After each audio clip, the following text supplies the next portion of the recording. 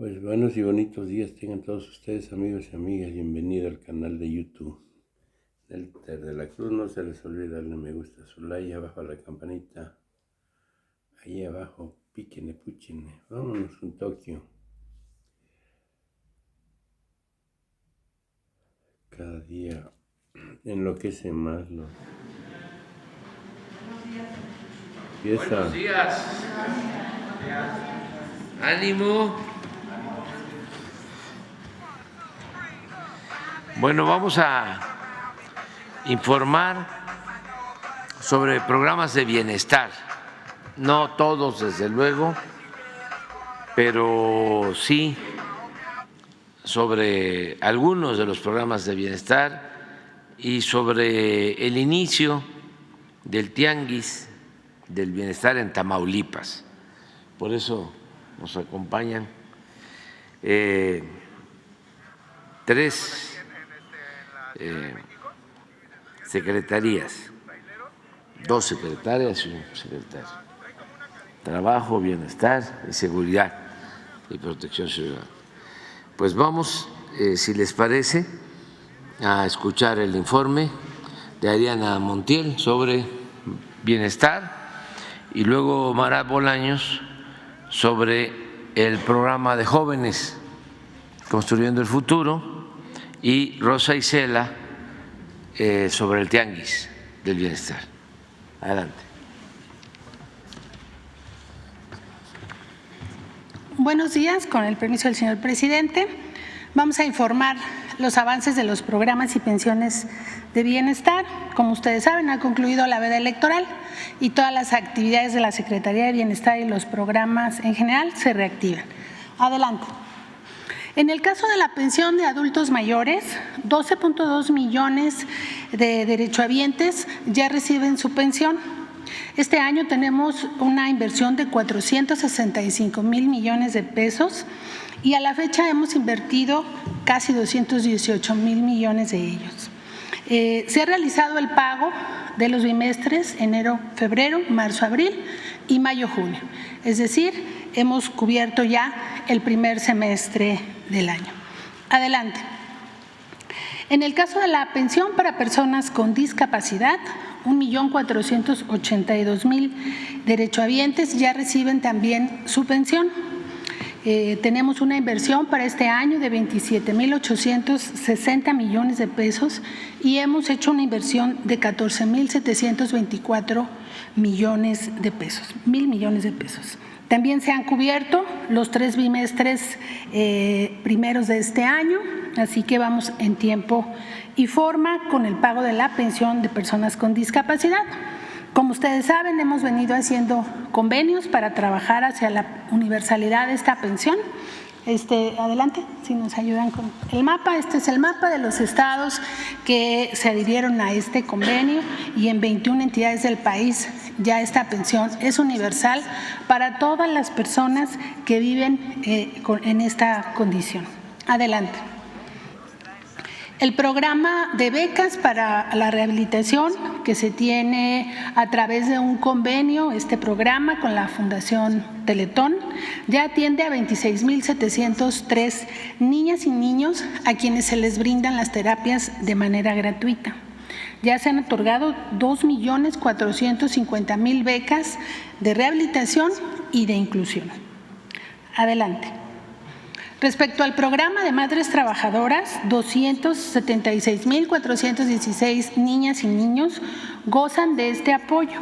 Este apoyo es una entrega económica bimestral que tiene una inversión en este año de 3.067 millones de pesos. Actualmente hemos invertido 1.304 millones de pesos para los 3 primeros bimestres de este año. Adelante.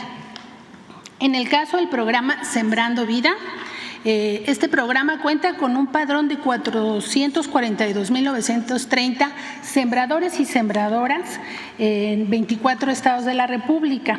La inversión para este año es de 38.928 millones de pesos y hemos ya dispersado 16.580 millones de pesos.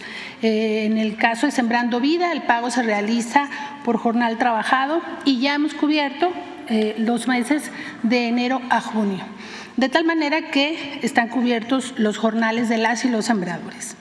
En el caso del programa, como ya lo comenté, se implementa en 24 estados de la República y hemos ya superado más de 1.100 millones de hectáreas sembradas, con 1.202 millones de plantas que ya están en las parcelas y que aún tenemos 333 millones de plantas que se encuentran en los viveros.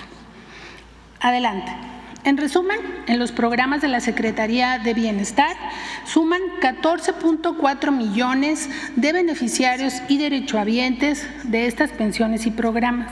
Para este año tenemos una inversión de 534.903 millones de pesos. Hemos ya hecho una inversión de 250.532 millones de pesos. Como ya lo he dicho, hemos dispersado todo el primer semestre de este año. Todos los derechohabientes reciben su pensión a través de la tarjeta del Banco del Bienestar.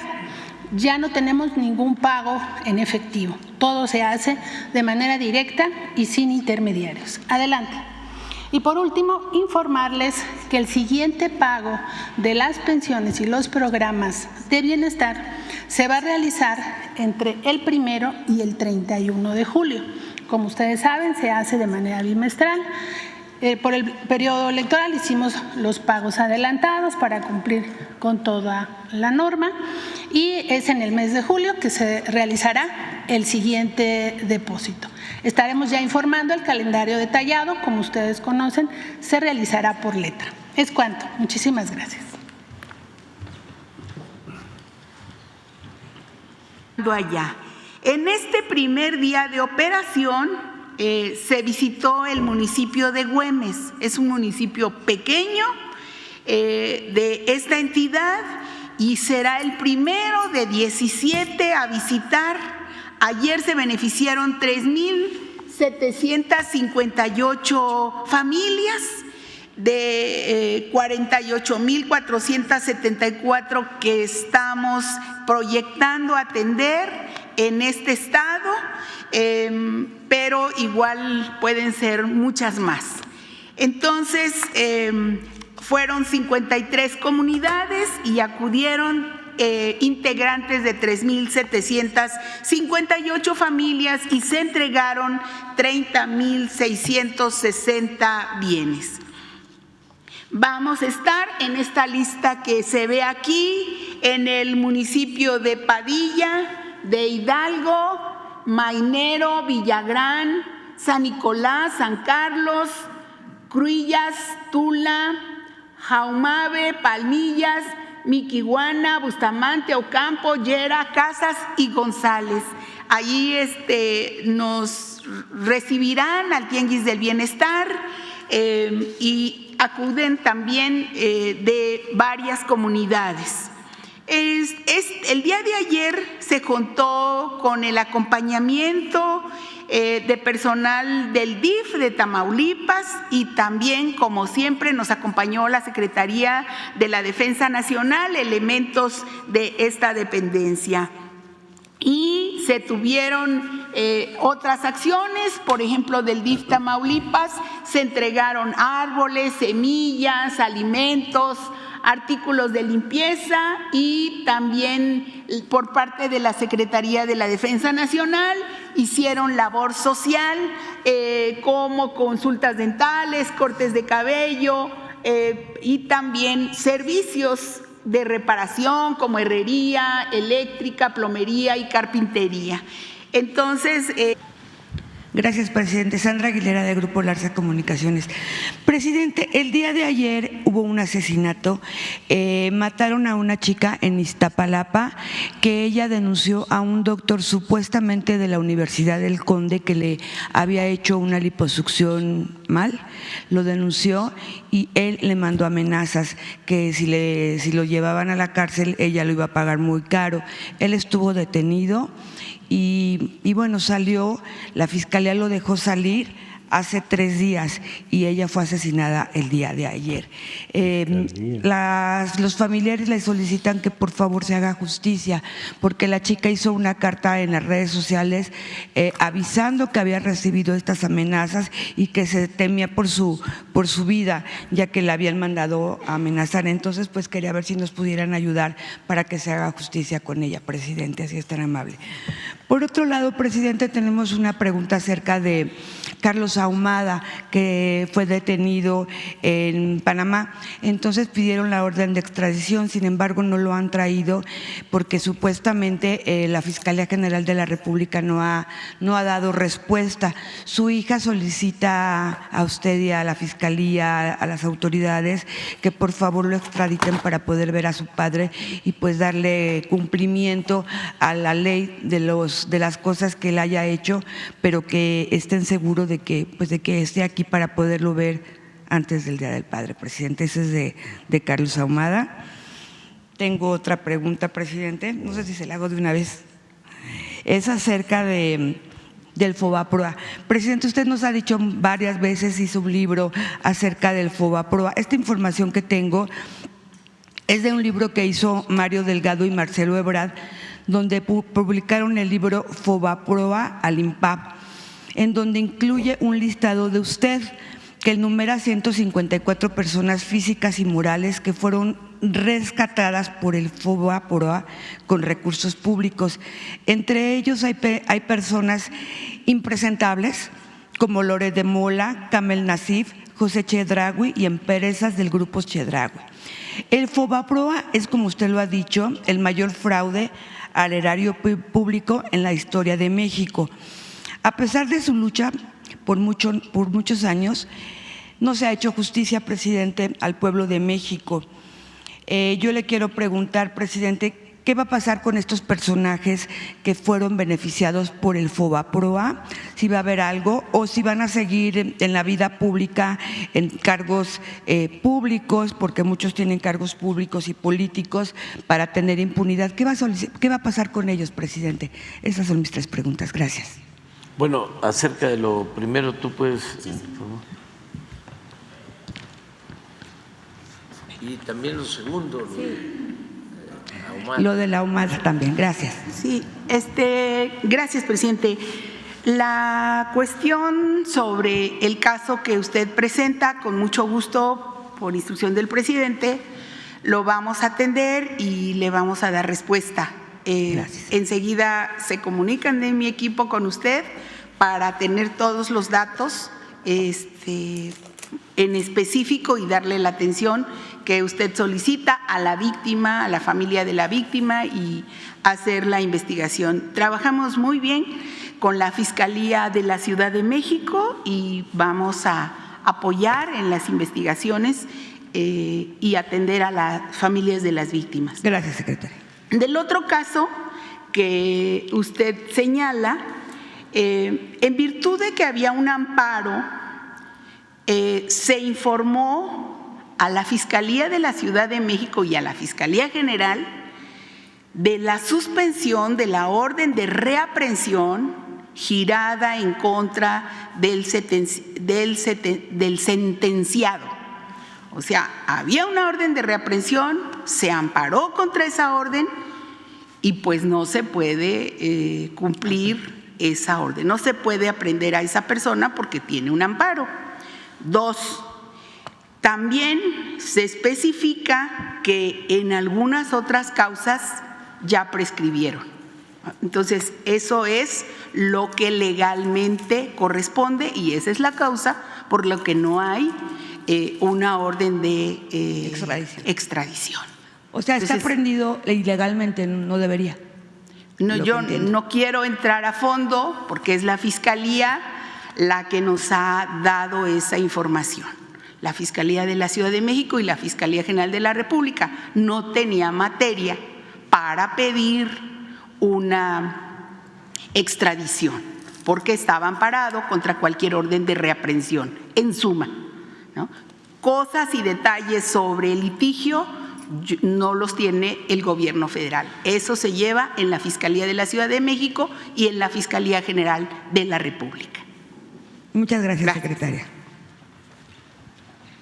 Sobre lo del FOBAPROA, ya se ha planteado sobre la responsabilidad, incluso era uno de los temas o asuntos por los que se hizo la consulta para investigar a los expresidentes, porque esto está estrechamente relacionado con el expresidente Zedillo. Él es el que toma la decisión de convertir las deudas privadas en deuda pública. Eso es así. Utilizan la creación primero de un fideicomiso, luego empiezan a entregar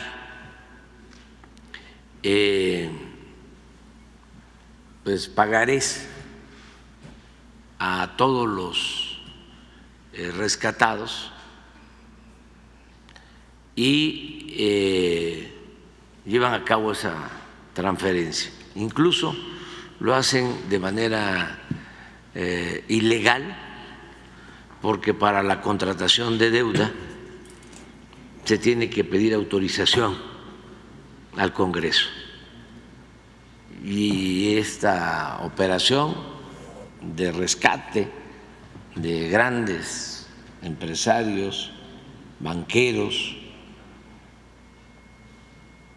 se lleva a cabo sin cumplir con esa formalidad.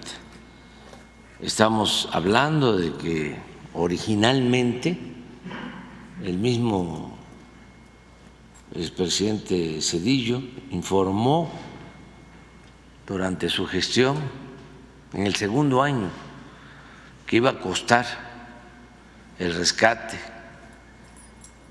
de estos empresarios y banqueros, creo que 170,000 millones de pesos, y terminó costando más de 1 billón,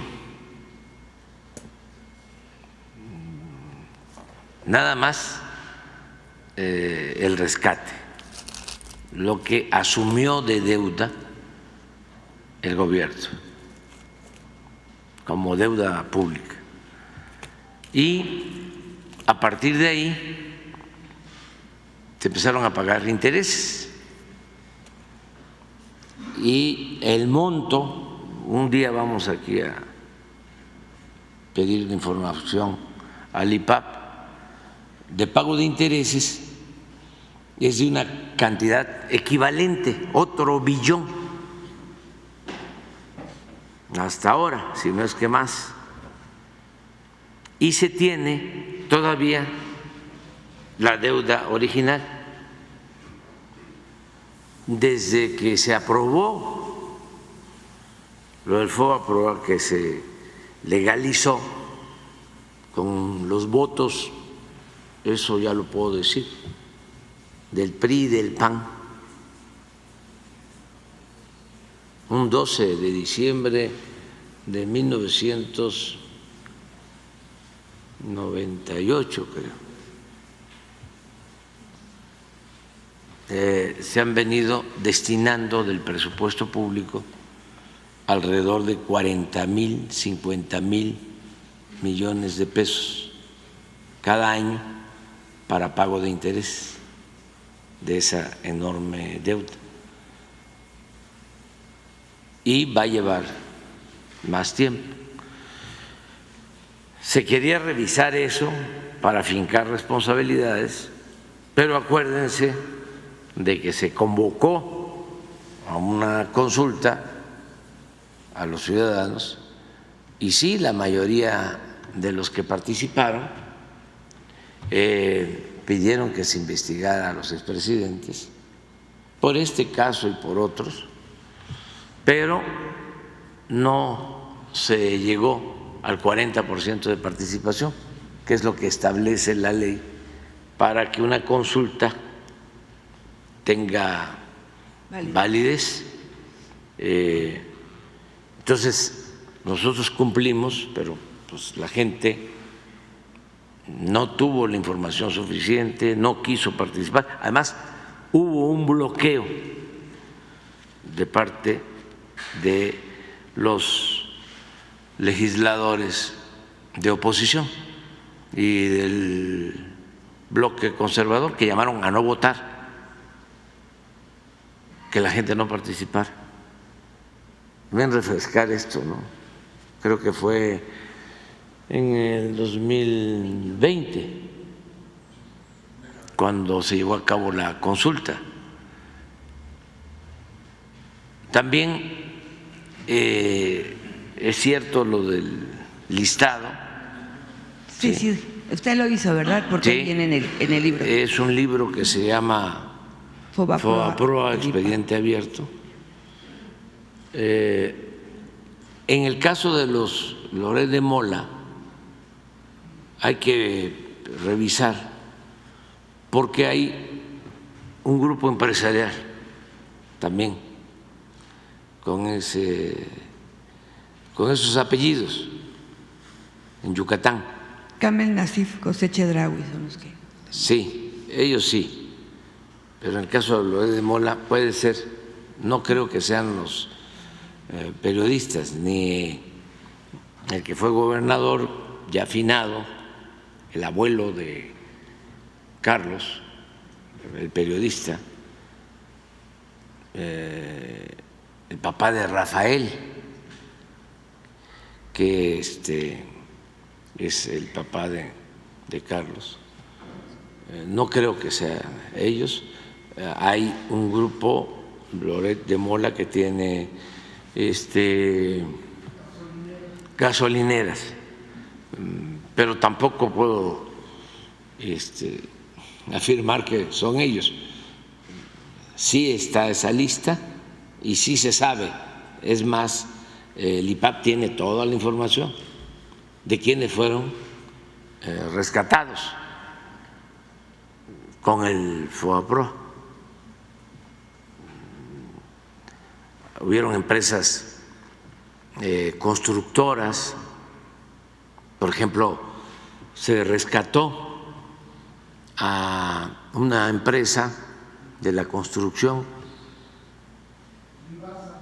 no, aparte, la que construyó la autopista del Sol. Esa yo menciono en el libro, en aquel entonces, de que tenía un avión de lujo y se lo prestaban a los funcionarios para ir de compras a Estados Unidos, a los familiares de los funcionarios. Grupo Mexicano de Desarrollo. Y a otros personajes que no quiero mencionar aquí, pero tenían vajillas de lujo, era comer muy bien, vinos del extranjero. Entonces, cuando viene FOBAPROA, a ellos se les rescata y se había establecido de que para hacer esos rescates se necesitaba primero hacer avalúos de cuánto costaba la carretera, esta autopista del Sol, y ellos estaban reclamando creo que 300 millones de dólares y de repente sin avalúo les entregan 700 millones de dólares. Así, todo esto pues sí está documentado, está en los libros, y para los jóvenes que internalicen qué era el modelo neoliberal, porque todavía se aplica en algunos lugares del mundo, de cómo se rescataba a los de arriba. ¿Por qué en una crisis económica no se rescata a los de abajo? Si un pequeño comerciante fracasa, ni modo que el gobierno lo va a ir a rescatar. La mentalidad que prevalecía y todavía prevalece es rescatar a los de arriba. Y en el caso del FOBAPROA crearon el sofisma de que si rescataban a los de arriba, ellos iban a jalar a las pequeñas y medianas empresas. Y que además, si llovía fuerte arriba, goteaba abajo, como si la riqueza fuese permeable, contagiosa. Todo eso era lo que prevalecía como criterio de todos los engaños que hubo durante el periodo neoliberal, como el engaño de que si aumenta el precio de la gasolina, llegó a decir un secretario de Hacienda, no le afecta a la gente porque no todos tienen carros. Pero un secretario de Hacienda, otro secretario de Hacienda, que era como el maestro, dijo que no nos afectaba el que no se impulsara la actividad productiva en México, porque en un mundo globalizado podíamos comprar lo que se necesitara en el extranjero. Y por eso se abandonó el campo y por eso dejaron de construir refinerías, porque podíamos comprar todo afuera. Así, de manera simplista, economicista, pero esas eran las vacas sagradas, los aviondos. Todavía se les considera expertos. Estaba leyendo un artículo ayer, antier, donde se hablaba de que Zedillo hizo muy bien las cosas con el rescate del FOBAPROA, que el problema estuvo en los que vinieron después. Le echan la culpa a Fox y a Calderón y a Peña. Pues sí, también no hubieron cambios, pero decir que eso que hizo Zedillo fue correcto se me parece un exceso. Es como también decir que fue correcto el privatizar los ferrocarriles. Es como aceptar que fue correcto que entregó Zedillo los ferrocarriles y se fue a trabajar de asesor en la empresa extranjera que se quedó con los ferrocarriles nacionales. Pero bueno, todo lo tratan de justificar, y es importante que estas cosas pues no pasen al olvido, sobre todo para que no haya repetición. Cuando la pandemia, lo primero que vinieron a decirme los representantes de las cúpulas fueron dos cosas. Una, que declaráramos una moratoria en el pago de impuestos, sobre todo a empresas arriba. me dijo un dirigente, de todas maneras, si no lo hace, nadie va a pagar.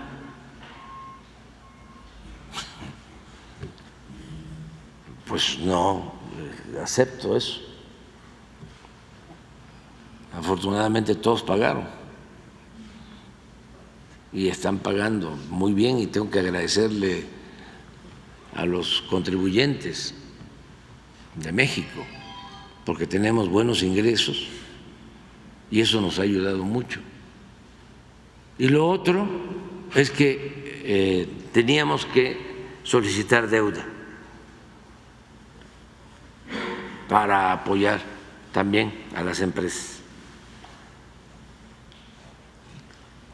con créditos baratos. Dijimos no, vamos a salir sin la contratación de deuda y sin la moratoria de pagos de impuestos para las empresas y bancos. Al contrario, lo que hicimos fue que pagaran impuestos, que no pagaban. Presidente, a pesar de la lucha que ha habido contra ellos, nunca se le ha hecho justicia al pueblo de México. Yo le pregunto, presidente, ¿no hay alguna manera para que los beneficiados en esa época, que estaban perdiendo todo, que iban a ser muy pobres, pero que son muy ricos y que siguen siendo muy ricos, beneficien al pueblo mexicano con un poco de lo que el pueblo mexicano les dio en esa época con el Fobaproa, a lo mejor haciendo fundaciones, no sé de qué manera puedan ayudar a México? Porque pues tienen que tomar en cuenta que fueron muchos millones de pesos que todavía esa deuda se viene arrastrando. No hay forma de que puedan ellos darles algo al país y no seguirse también pues tratando de estarse basando en puestos públicos para poder sacar dinero del erario público y que pueda beneficiar o que pueda haber un poco de justicia para el pueblo mexicano, presidente. Ya empezó a haber justicia, porque lo más importante en cuanto a justicia no solo es castigar a los que cometen delitos, sino prevenir para que no se repitan las cosas. Yo creo que en eso avanzamos mucho y ya están contribuyendo los que en un momento o en un tiempo se beneficiaron de más o abusaron. ¿Cómo? Bueno, ahora pagan impuestos y siguen teniendo utilidades los que son realmente empresarios. Los traficantes de influencia no tienen ninguna posibilidad y esa es una forma de hacer justicia. Y los empresarios, repito, tienen utilidades, pero razonables. Ya no hay el regalo de empresas del pueblo, de la nación, a los allegados al poder. Lo que hizo Salinas, que le entregó a sus amigos bancos y empresas y bienes del pueblo, de la nación.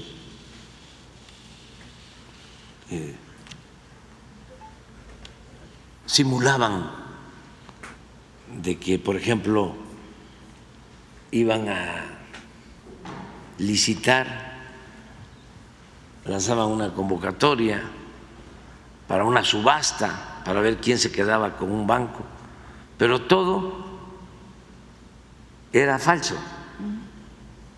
Ya se sabía de antemano ¿Quién era? ¿Quién se iba a quedar con una empresa? ¿Quién se iba a quedar con un banco? Y en algunos casos tenían que pagar un moche o tenían que entregar acciones de esas empresas. Todo eso ya se terminó.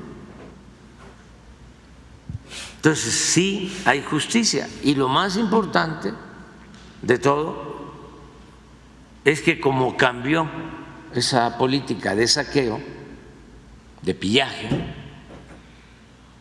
ahora pues se beneficia al pueblo. Estos programas de bienestar no llegaban a la gente. Por eso algunos se asombran, ¿no? Se sorprenden porque como viven en otro mundo, en una burbuja, y se hablan entre ellos mismos, la cúpula, dice, ¿cómo es que la gente sale a votar por una dictadura para volvernos no sé qué país?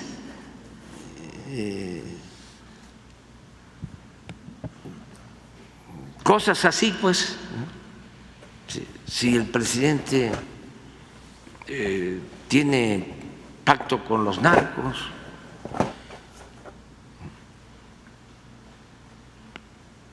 porque además son muy cerrados, sobre todo los que creen estas cosas, ¿no? No entiendo qué pasó.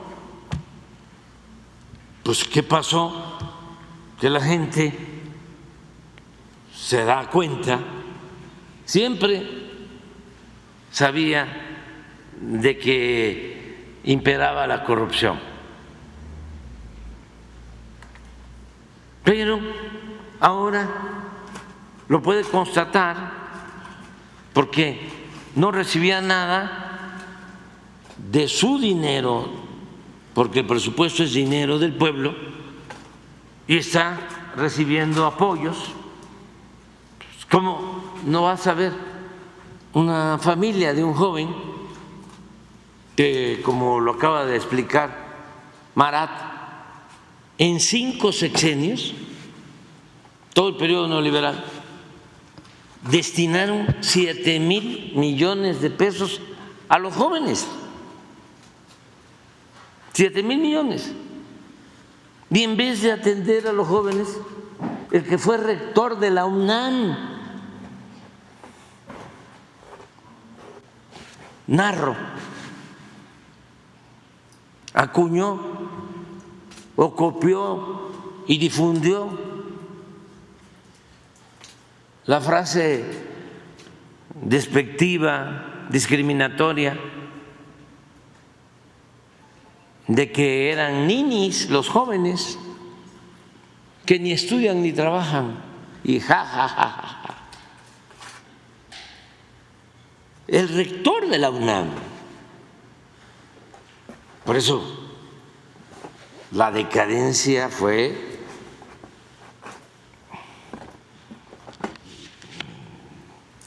completa, por entero. No fue nada más un asunto económico, no fue el FOBAPROA o la entrega de bienes. Tuvo que ver con las universidades, con la educación. De 7,000 en 5 sexenios a 126,000 millones en este gobierno. ¿Qué no se dan cuenta los papás? Que después de llamarles ninis, ahora al joven que no tiene oportunidades de trabajo, de estudio, se le contrata, se le da trabajo como aprendiz en una empresa, en un taller, y ahí terminan contratándolo y obtiene trabajo. O los adultos mayores. ¿Cuánto les entregaban a los adultos mayores? 500 pesos. ¿Cada cuánto? Era 1.160. 1.160 bimestral. Ahora 6,000. Pero no era universal. Y ahora son 12 millones. Y desde hace 3 años, me acuerdo, en Guelatao, en una conmemoración del natalicio del presidente Juárez, dije de que íbamos a ir aumentando la pensión 25% y que antes de irme íbamos a llegar a que cuando menos cada adulto mayor recibiera 100 pesos diarios, y lo estamos cumpliendo. Entonces, si es una pareja de adultos mayores, pues son 200 pesos diarios, son 6,000 pesos al mes. Y es una ayuda. Y ahora la presidenta va a ayudar a las mujeres. Entonces, imagínense, 12 millones, ¿no?, de adultos mayores. ¿Cuándo los tomaban en cuenta? Y Fox, me consta porque a mí me tocó crear este programa, salió de esta cabeza y de este corazón, y ofrezco disculpa por decirlo, pero me da mucho orgullo porque no lo copiamos en ningún lado. Esto es autoría nuestra, por eso hablamos del humanismo mexicano. Y cuando se dio a conocer aquí en la Ciudad de México en el 2000, ahí están las declaraciones de Fox diciendo de que eso estaba mal, que había que poner a trabajar a los adultos mayores, no a los jóvenes. Ahí está, porque es el pensamiento conservador. Y ya después no se aguantó y dijo hasta groserías. Pero así como Fox, piensan muchísimo. Me acuerdo que un joven junior de una familia acomodada en Nuevo León hizo una crítica, un cuestionamiento cuando iniciamos con lo de los jóvenes construyendo el futuro, lo de los ninis. Hubo críticas fuertes. Cuando la gente sabe que es 1000 veces mejor tener a los jóvenes estudiando, trabajando, que tenerlos en la calle, y que era y sigue siendo uno de los mecanismos que tenemos más eficaces para que la delincuencia no enganche a los jóvenes, no se los lleve, atendiendo las causas. Y hemos logrado muchísimas cosas. Lo que Marat aquí planteó es atender en las zonas más pobres con este programa de jóvenes y en las zonas con más violencia para atraer a los jóvenes. Entonces, son concepciones distintas.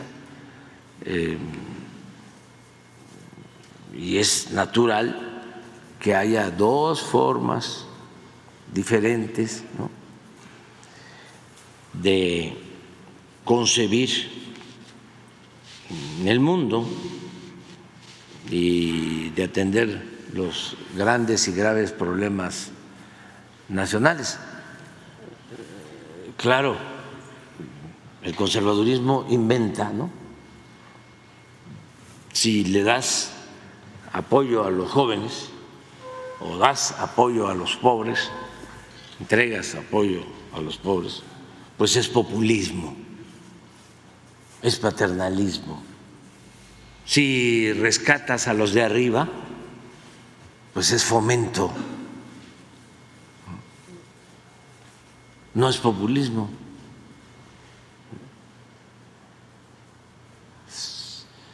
Si no les cobras impuestos a los de arriba, no es populismo, es fomento a la inversión.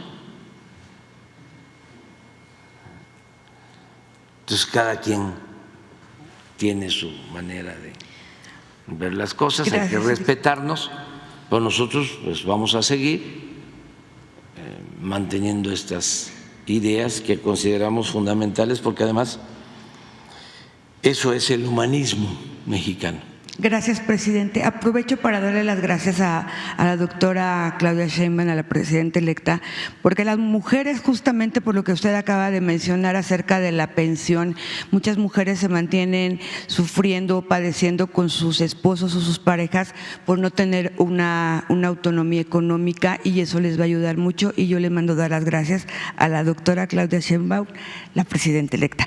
Presidente, por otro lado, la legislación del Poder Judicial será una ley estricta para conservar el Estado de Derecho y no caer en la prevaricata. Ahora, otra cosa muy importante, presidente, ¿va a ser homogénea, donde se aplique en todos los estados, o va a ser federal y cada estado la va a tomar, o cómo va a ser esta ley?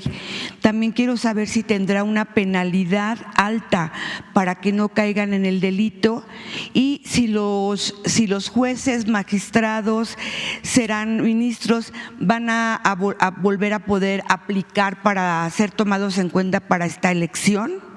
¿Y cómo hará para que no haya otra vez corrupción? Porque puede ser que pues ya se elijan y caigan en corrupción, como muchas veces ha sido esto en las fiscalías, presidente. Y también, por último, quiero saber si los jueces y magistrados actuales podrán ser investigados por la UIF, como el ministro José María Aguilar, que incurrió en varias situaciones extrañas. Gracias, presidente.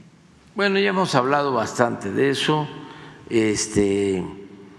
Lo que se busca es limpiar de corrupción el Poder Judicial, que es algo pues de dominio público, es algo sabido. Aquí cada 15 días damos a conocer cómo jueces, magistrados, ministros, ¿no?, protegen intereses de la delincuencia organizada y de la delincuencia de cuello blanco. Ya hemos hablado bastante de eso, y que es necesario una reforma al Poder Judicial. Y consideramos que lo mejor es que los jueces sean electos por el pueblo, jueces, magistrados, ministros, que los elige el pueblo.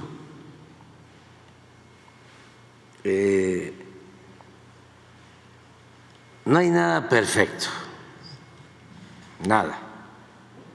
No se puede pensar que se viva en una sociedad perfecta. Se aspira a vivir en una sociedad perfecta. Esa es la bella utopía, el convertir un ideal en realidad. Pero esto es lo mejor, es como los sistemas políticos.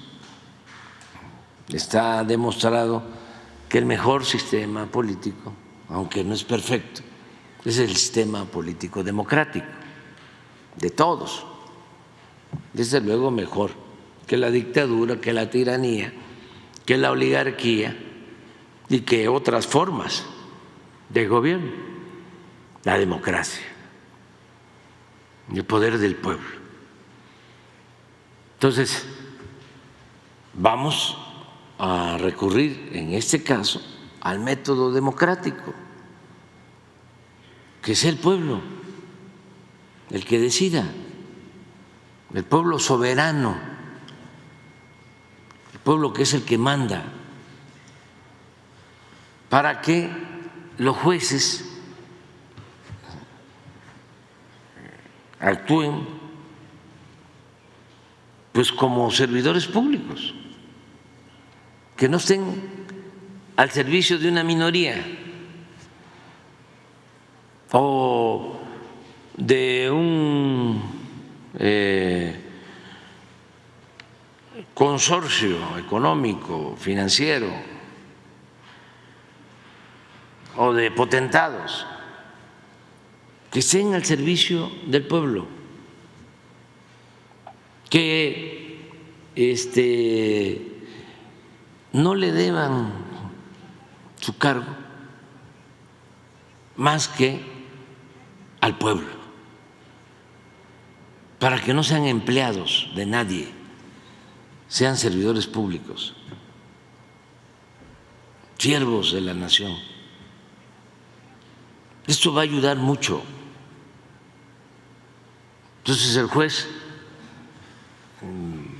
va a actuar con apego a la legalidad y se va a poder aplicar la máxima de que al margen de la ley nada hay por encima de la ley, nadie.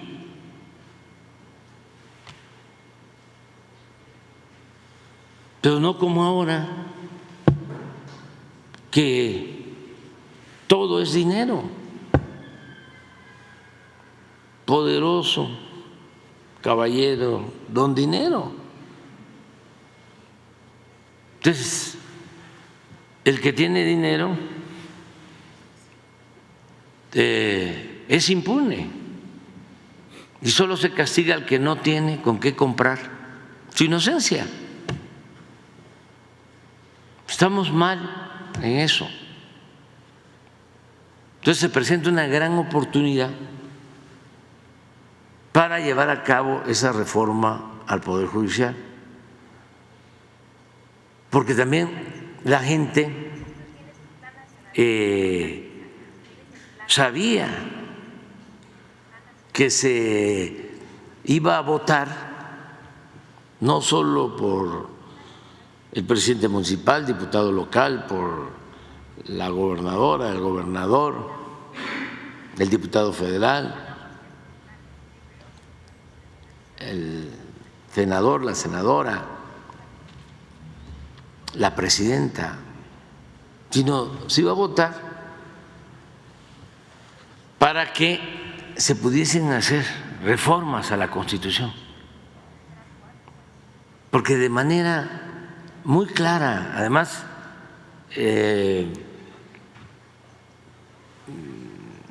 dado a conocer públicamente, no vamos ahora a buscarlo, pero hacían conferencia de prensa los del bloque conservador para decir: no vamos a aprobar ninguna ley, no vamos a aprobar ninguna reforma que envíe el Ejecutivo. Y cómo se aprobaban las leyes, no se reformaba la Constitución, solamente se logró al principio, porque había un poco más de sensatez, no había entrado en acción, yo creo, Claudio X González y todos estos se aprobó lo de la reforma al artículo 28 de la Constitución, que fue, como se dice coloquialmente, pues un gol, les metimos un gol, porque con esa reforma se canceló la condonación de impuestos, que eso nos ayudó muchísimo, porque por eso tenemos una recaudación exitosa, porque los que no pagaban impuestos ahora están pagando. Pero no estamos hablando de el tendero o el médico o el obrero, que sí pagan impuestos, pero además su contribución, como son pocos los ingresos, es menor. Estamos hablando de que no pagaban impuestos los de arriba, impuestos de 10,000 millones de pesos al año por empresa, casi el equivalente al presupuesto de un estado o al presupuesto de la UNAM. Era lo que condonaban de impuestos. Entonces, cuando se termina con eso, imagínense cómo se fortalecen las finanzas públicas. Entonces, esa reforma constitucional nos ayudó al principio la creación de la Guardia Nacional, porque no estaba permitido que la Secretaría de la Defensa, las Fuerzas Armadas, ni la Secretaría de Defensa ni la Secretaría de Marina participaran en tareas de seguridad pública. Estaba prohibido. Y nosotros planteamos, necesitamos sumar experiencias, esfuerzos, elementos, instalaciones. Estamos hablando de que no podían, aunque lo hacían de manera ilegal en algunos casos, no podía el Ejército y la Marina ocuparse de lo que más le preocupaba a los mexicanos, la seguridad pública. Estamos hablando de dos instituciones muy importantes por su profesionalismo, por su disciplina, con cerca de 300,000 elementos. Entonces, logramos la reforma a la Constitución, se pudo crear la Guardia Nacional, que tiene ahora 120,000 elementos. Todo esto nos los permitió la reforma a la Constitución. Pero si ustedes revisan, esto fue en el 2019, 2020, cuando mucho. A partir de ahí, ninguna reforma a la Constitución. Y entonces buscábamos la manera, pues no se puede llevar a cabo una reforma constitucional, pero vamos a llevar a cabo una reforma de ley, o vamos a aprobar una nueva ley. No es reforma constitucional, porque para la reforma constitucional se requieren 2/3 partes, se requiere mayoría calificada, y teníamos mayoría simple para aprobar leyes, reformar leyes, pero no para reformar la Constitución. No alcanzaba para eso. Entonces, ¿qué hicieron? ¿Por qué se sienten ahora están ofendidos, sorprendidos. Empiezan a bloquear. Enviamos la ley eléctrica para que no aumentara el precio de la luz en beneficio del pueblo. Pero esto no le conviene a las empresas extranjeras. Se está queriendo convertir en un monopolio la Comisión Federal de Electricidad. ¿Cómo? Se aprueba la ley y la impugnan y va a la Corte y la declaran inconstitucional. Una ley aprobada por la mayoría de los diputados y la mayoría de los senadores. Entonces, ¿qué se le dice a la gente? Ni siquiera se hizo tanta campaña. El pueblo, que es mucha pieza, está muy avispado, se dio cuenta. De ellos se ayudaron nuestros adversarios. Entonces la gente sale a votar, pues no solo por los candidatos, sale a votar porque quiere que continúe la transformación. Y para eso se logra mayoría calificada. Y ahora se espantan, ¿no? Porque ahora sí va a ser posible, si así lo deciden los legisladores, llevar a cabo reformas constitucionales. ¿Y cuál reforma constitucional? Pues entre otras, sí, la del Poder Judicial. ¿Y qué otra manera hay de reformar el Poder Judicial? Pues solo con la participación de todos, sin tenerle miedo al pueblo, no menospreciar al pueblo, porque siempre dicen, ¿no? Es que se requiere de gente experta. Pues sí, en los requisitos pues tienen que ser abogados. Así era en la Constitución de 1857, cuando se elegían a los magistrados, porque esto no es nuevo en México.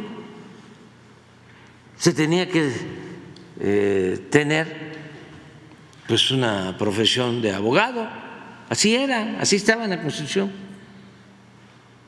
Pues así va a ser, nada más que, a ver, ¿qué abogado? Y que la gente vea quién va a actuar con rectitud y que ya los ministros de la Corte no estén al servicio de una minoría, sino de todo el pueblo, porque el gobierno tiene que representar a todos, no a un pequeño grupo. Entonces, eso es lo que ha estado pasando ahora, pero eso es importantísimo para todos. Ayer hablaba yo, ¿por qué hemos avanzado en lo económico? ¿Por qué México tiene una situación especial en el concierto de las naciones? ¿Por qué tiene ventajas comparativas? Entre otras cosas, porque hay un auténtico Estado de Derecho en proceso de perfeccionamiento, pero ya no hay la corrupción que imperaba. Y esto es bueno para todos, hasta para los que se oponen les ayuda. Pero como son tan prepotentes, arrogantes, quieren tener ellos el privilegio de mandar. El pueblo no existe y no sabe. Es como los que quisieran que los diputados, los senadores, todos fuesen políticos, profesionales, parlamentarios. No. Los diputados y senadores tienen que ser representantes del pueblo, auténticos representantes del pueblo. Y ya sabemos que si son gentes honestas, van siempre a actuar bien. Hay unos que están graduados en universidades del extranjero y son bien corruptos y no les importa el pueblo. Lo que se necesita es que haya gente que represente realmente al pueblo. Cuando empezamos hace algún tiempo a elegir en un partido, le llaman los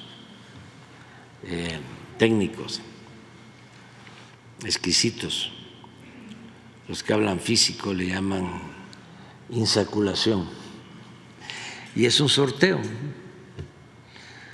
Pero ¿cómo nos criticaban? Porque para sacar la lista de plurinominales, pues ¿quiénes quedaban? Los plurinominales, pues los cercanos a los dirigentes, siempre. Y se decidió, bueno, vamos a que haya un sorteo. Y entraban, no sé qué, 1000.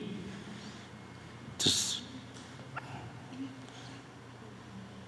o 200, 300 por circunscripción,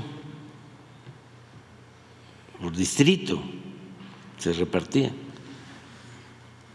Y salieron en una ocasión, o sea, la primera vez que se hizo, salieron mujeres indígenas, comerciantes, albañiles,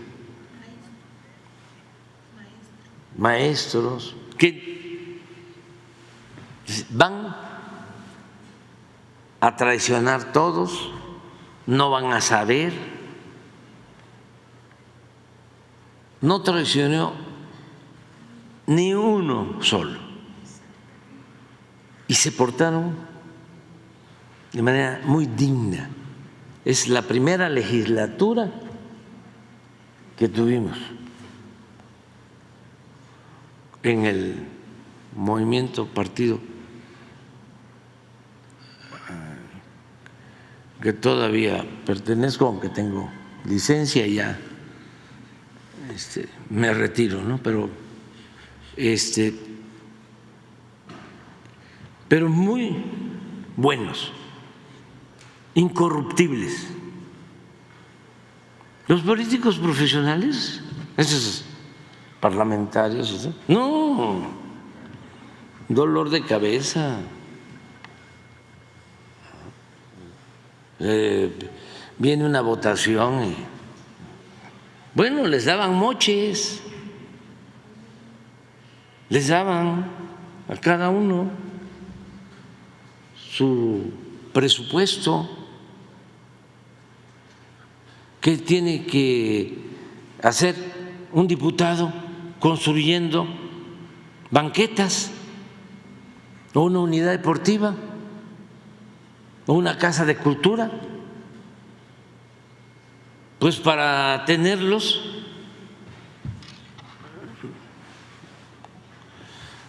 amarrados, les entregaban su presupuesto a cada uno, y ese diputado Y lo mismo en el Senado, iba con un gobernador, iba con un presidente municipal, aunque no fuese el presidente municipal de su distrito, y le decía, mira, tengo este oficio de autorización de Hacienda para mejoramiento de las calles y banquetas, y a destruir las banquetas que estaban buenas para volverlas a construir. 10, 20, 30 millones. ¿A cambio de qué? De un moche al diputado. Y les decían, ¿no me das el moche? No le hace. Yo hago el mejoramiento de las banquetas, nada más que yo pongo la empresa. Yo te digo qué empresa. Así era, pero no le estoy hablando de hace medio siglo, ya estoy hablando de hace 6 años.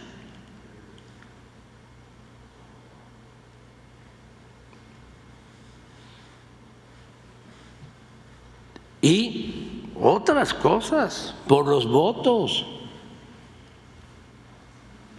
Aparte de que los maiciaban para aparentar que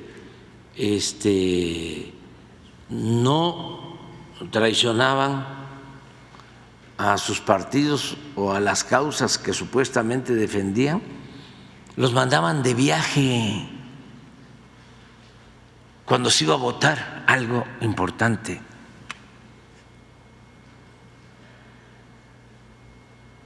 Había gente encargada de hacer las invitaciones, los paquetes de turismo político. Te vas y se votaba y ya era un voto menos.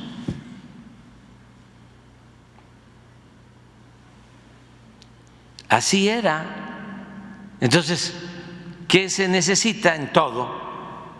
Pues gente incorruptible, honesta, verdaderos representantes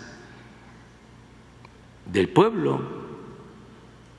Todo esto ahora que, bueno, ¿quién va a ser? Tiene que ser gente experta, con experiencia. A ver, pues un abogado tiene experiencia, y si es joven, más confiable, porque está menos maleado. Lamentablemente, cuando en un régimen corrupto, entre más va pasando el tiempo, más se van corrompiendo y se van volviendo más cínicos. Entonces, para eso es lo de la reforma.